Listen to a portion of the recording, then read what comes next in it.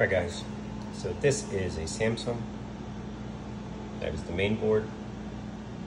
That one with the blinking light. That's the inverter. So what we have right now is a no cool, meaning everything's on, the fridge is not running. Okay? So the main board is supplying voltage to the inverter. The inverter sends it down here to the compressor.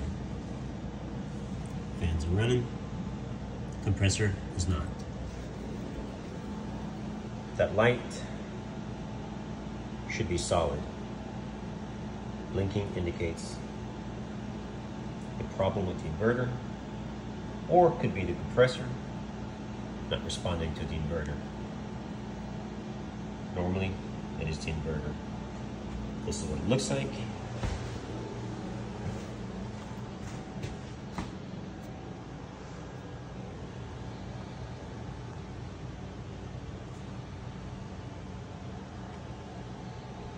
All right, so let's get that changed. That's good now. Yeah, so that's solid. Blinking was telling me that compressor wasn't coming on. Yep, compressor is on. Yeah. Beautiful. Beautiful. Fan is on. Nice. Yeah, whenever you see that light blinking, that indicates the failure in the inverter. So